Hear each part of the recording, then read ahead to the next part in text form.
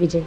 இப்போ 2021 கம்பேர் பண்ணினா 2022 better, 3 better, 4 better, 5 பெட்டராக தான் இருக்குது. 6 இன்னும் ஒரு படி மேலே வருது. ஸ்டாலின் ஐயா அப்புறம் உதயநிதி ஸ்டாலின் அவங்களுக்கு எப்படி சார்? குறைந்த விலை நிறைந்த தரம் தங்கள் தேவைகள் அனைத்தும் ஒரே இடத்தில். ஜெயச்சந்திரன். உங்க toilet cleaner bison toilet cleaner குவாலிட்டியை விட பெட்டர்னு நிரூபிச்சா உங்க மொத்த பணமும் ரீஃபண்ட். பைசன் டாய்லெட் கிளீனர் இப்போது 79 ரூபாயில்.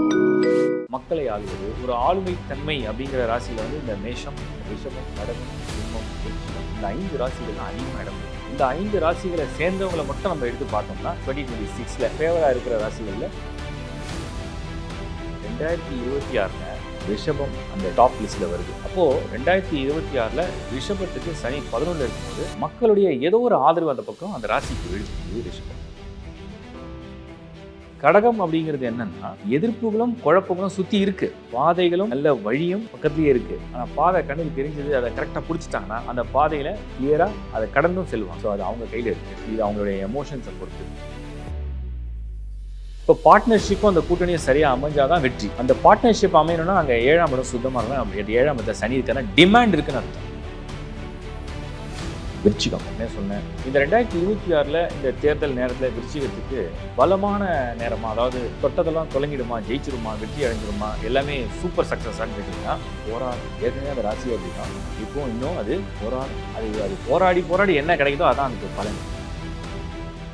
அது இது அப்படி இப்படின்னு எப்படி பார்த்தாலும் இதுதான் ஹிட்டான ஆஃபர். நேயர்கள் அனைவருக்கும் வணக்கம். இன்னைக்கு நம்மளோட ஆஸ்ட்ரோ மாஸ்டர் சங்கர் நாராயண் அவர் தான் இணைஞ்சிருக்காரு. நிகழ்ச்சிக்கு போகலாம். சார் வணக்கம். சார் வணக்கம். எப்படி சார் இருக்கீங்க? நல்லா இருக்கேன். 2026 எல்லாருக்கும் இந்த எங்களோட ராசிகள் எப்படி இருக்கு அப்படின்ற அந்த எதிர்பார்ப்பையும் தாண்டி சட்டமன்ற தேர்தல் வருது. எந்த ஆட்சி வரப்போகுது, யார் ஜெயிக்க போறாங்க அப்படின்ற ஒரு எதிர்பார்ப்பு இருக்கு அப்படின்னு சொன்னா கண்டிப்பா மிகையாகாது சார். ஏன்னா தமிழ்நாடு 2026 ஒரு பெரிய ஆட்சி மாற்றத்தை எதிர்பார்க்குமா, இல்ல இதே மாதிரி தான் தொடருமா அப்படின்னு சொல்லிட்டு நிறைய கேள்விகள் இருக்கு. இங்கேயும் நல்ல குழப்பங்களும் இருக்கு சார். ஸோ நீங்களும் ப்ரெடிக்ட் பண்ணியிருப்பீங்கல்ல, என்ன சார் சொல்லணும்னு நினைக்கிறீங்க?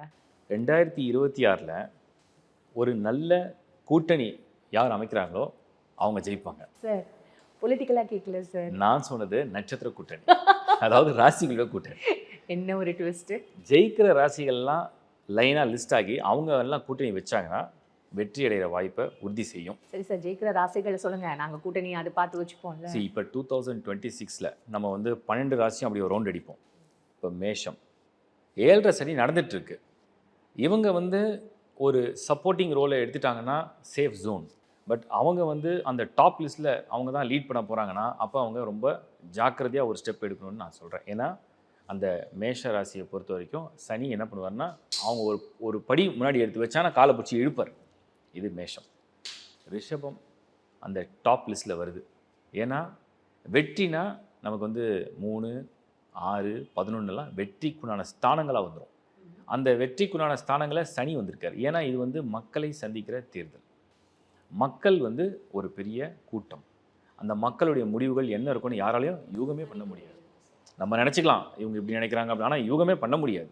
சமயத்தில் லாஸ்ட் மொமெண்ட்டில் கூட அவங்களுக்கு மைண்ட் எப்படி வேணால் மாற்றங்களை கொடுக்கும், யாருக்கு பக்கம் நிற்கிறதுன்னு. அப்போது 2026 ரிஷபத்துக்கு சனி 11 இருக்கும்போது மக்களுடைய ஏதோ ஒரு ஆதரவு அந்த பக்கம் அந்த ராசிக்கு விழுது. இது ரிஷபம்.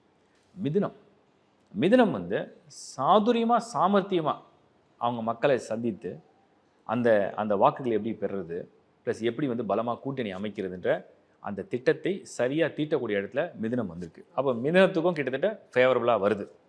அதுக்கு அடுத்தது கடகம் அப்படிங்கிறது என்னென்னா எதிர்ப்புகளும் குழப்பங்களும் சுற்றி இருக்குது, பாதைகளும் நல்ல வழியும் பக்கத்துலேயே இருக்குது. அவங்க குழப்பத்தை பார்த்தா அந்த பக்கம் திரும்பிடுவாங்க. ஆனால் பாதை கண்ணுக்கு தெரிஞ்சது, அதை கரெக்டாக பிடிச்சிட்டாங்கன்னா அந்த பாதையில் கிளியராக அதை கடந்தும் செல்வாங்க. ஸோ அது அவங்க கையில் இருக்குது. இது அவங்களுடைய எமோஷன்ஸை பொறுத்து. சிம்மம் ஒரு எதிரி சமாளிச்சிட்டிங்க, 2 எதிரி சமாளிச்சாச்சு, இப்போ 4 பேராக வராங்க. பலமான எதிரிகள்லாம் வராங்க. அதை எல்லாத்தையும் எதிர்த்து ஜெயிக்கணும்னா எந்த அளவுக்கு யுக்தியை கையாளணும், அப்போ தான் அந்த வெற்றியை அமைக்க முடியும். அப்போ சிம்மத்துக்கு அதிகமான அந்த கூட்டணிகள் தேவைப்படும். ஏன்னா பலகீனமான நேரமாக போகுது. இப்போ கன்னி ராசி. இப்போ கன்னியை பொறுத்த வரைக்கும் என்னென்னா உங்களுக்கு வந்து சரியான கூட்டணி அமையாத ஒரு இழுபறியான சூழ்நிலையாக இந்த சனி உருவாக்கும். ஏன்னா 7th ஹவுஸ் தான் வந்து பார்ட்னர்ஷிப். இப்போ பார்ட்னர்ஷிப்பும் அந்த கூட்டணியும் சரியாக அமைஞ்சாதான் வெற்றி. அந்த பார்ட்னர்ஷிப் அமையணும்னா அங்கே 7ஆம் இடம் சுத்தமாக இருக்கணும். 7ஆம் இடத்துல சனி இருக்குன்னா டிமாண்ட் இருக்குன்னு அர்த்தம். அங்கே ஏதோ ஒரு டிமாண்ட் இருக்குன்னு அர்த்தம். அதான் கன்னிக்கு கிடைக்கக்கூடிய சோதனை. அதை எப்படி இவங்க ஹேண்டில் பண்ணுறாங்க, அப்போ அந்த சக்ஸஸ் கொண்டு போகும். துலாம் கிளியராக இருக்குது. டாப் நாட்ச்னு சொல்லிட்டு அதாவது எதிரியை நீங்கள் வீழ்த்த வேணாம், உங்கள் கிரகமே வீழ்த்தும். அப்படின்னா உங்கள் சனியே போய் வீழ்த்தும். 6ஆம் இடத்துல சனி வந்துட்டாருன்னா எதிரி அவர் பார்த்துக்கிறாருன்னு அர்த்தம். அப்போ துலாமுக்கு தான் போட்டியில் ஜெயிக்கிறதுக்குறான வாய்ப்பை வந்து அதிகப்படியாக உருவாக்குது. துலாம் சூப்பர். விருச்சிகம், நான் ஏற்கனவே சொன்னேன், நிறைய கஷ்டங்களை லைஃப்பில் அனுபவிக்கிற ஒரு ராசி வந்து விருச்சிகம். இந்த 2026 இந்த தேர்தல் நேரத்தில் விருச்சிகத்துக்கு பலமான நேரமாக, அதாவது தொட்டதெல்லாம் தொலைங்கிடுமா, ஜெயிச்சிருமா, வெற்றி அடைஞ்சிருமா, எல்லாமே சூப்பர் சக்ஸஸான்னு கேட்டிங்கன்னா போராடும். ஏற்கனவே அந்த ராசி அப்படி தான், இப்போவும் இன்னும் அது போராடும். அது போராடி என்ன கிடைக்குதோ அதான் அதுக்கு பலன்.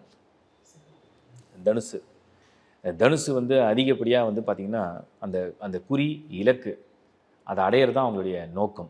ஸோ திட்டமிடல் சரியாக இருக்குது, தெளிவான சிந்தனை இருக்குது, தெளிவான முடிவு இருக்குது. பட் அந்த ஆக்ஷன் பிளான் எல்லாமே வந்து அது மக்களை போய் ரீச் ஆகிடும், அவங்க ஆதரிச்சிருவாங்கன்னு முழுமையாக சொல்ல முடியல. ஏன்னா அந்த 3rd and 4th ஹவுஸில் சில கோள்கள் வந்து குறிப்பாக அந்த அர்த்தாஷ்டம சனிங்கிறது தடைகளை ஒரு படியாக உருவாக்கிட்டே வரும். அதை கடந்து எப்படி இவங்க ஸ்மார்ட்டாக ஒரு இடத்துக்கு போக போகிறாங்கன்றது அவங்களுடைய சேலஞ்ச். மகரம் டாப் லிஸ்ட்டில் மகரம் இந்த மாட்டி வருது. ஸோ மகரமே பொதுவாக வந்து இந்த பீப்புள்ஸ் பார்ட்டின்னு நிறைய கண்ட்ரியில் இருக்கும். ஏன்னா அவங்க 7.5 முடிஞ்சிடுச்சு இல்லை சார்? மகரம் 7.5 முடிஞ்சிடுச்சு. மக்களுடைய ஆதரவு அதிகமாக பெறக்கூடிய ஒரு ராசி லிஸ்ட்டில் பொதுவாகவே மகரம் உண்டு. ஸோ அந்த மகரத்துக்கு 2026 வரவேற்பு உண்டு. ஸோ மகரத்தை சேர்ந்தவங்களுக்கு வந்து வெற்றி வாகை சூடுறதுக்கோ, இல்லை அதுக்குள்ள முயற்சியில் ஈடுபடுறதுக்கோ, இல்லை அதுக்குள்ள வழியை சரியாக பின்பற்றுறதுக்கும் சூப்பர் டைம் இது. மகரம் வெல்கம் பண்ணும். அடுத்தது வந்து கும்பம்.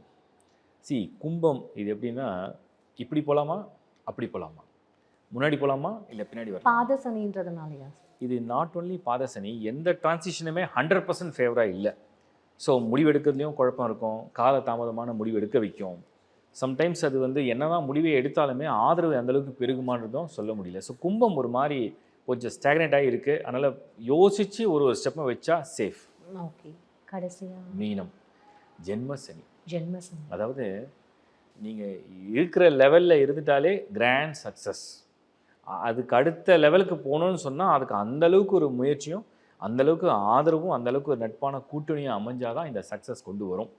இதுதான் நான் நட்சத்திர கூட்டணின்னு சொன்னேன். சார், இவ்வளோ ஈஸியாக இல்லை இவ்வளோ வந்து ஒரு கேஷுவலாக யாருமே ப்ரிடிக்ட் பண்ண முடியாதோன்னு எனக்கு தோணுது சார். ஏன்னா அரசியல்வாதி யார் சார் வருவார்னு கேட்கும்போது நட்சத்திர கூட்டணிமா வெயிட் பண்ணி பாரு அப்படின்ற மாதிரி இவ்வளோ இதுவாக சொல்லிட்டீங்க. முக்கியமாக இப்போது அப்போ நான் டைரெக்டாக கொஸ்டின்ஸ் கேட்குறேன். விஜய் அவர் என்ன ராசின்றது வந்து நமக்கு உறுதியாக தெரியாது. பட் எல்லாரும் சொன்னது வந்து கடகராசி அப்படின்றத வந்து லிஸ்ட்டில் கொடுத்துருக்காங்க.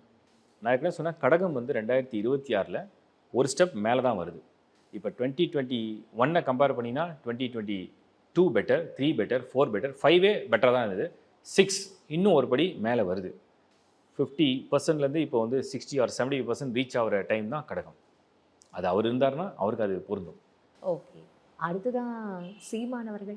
விருச்சிகம் நான் சொன்னேன் உங்களுக்கு, ஆஃப்டர் ஜூன் தான் அந்த சக்ஸஸ் ரேஷியோ வந்து நல்லா வருது.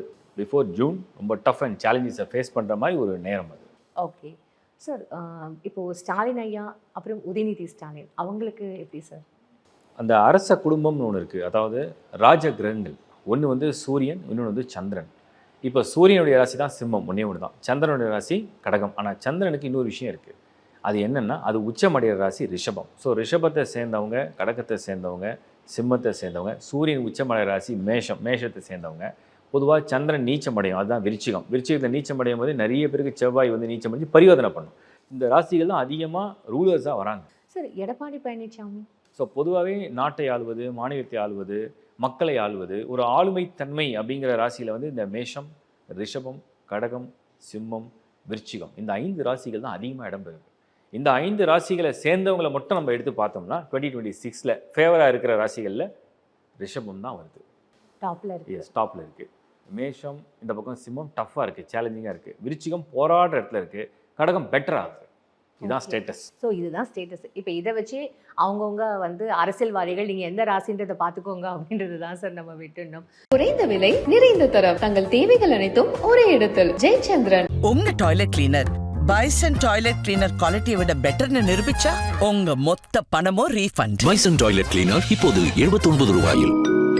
அது இது அப்படி இப்படின்னு எப்படி பார்த்தாலும் இதுதான் ஹிட்டான ஆஃபர்.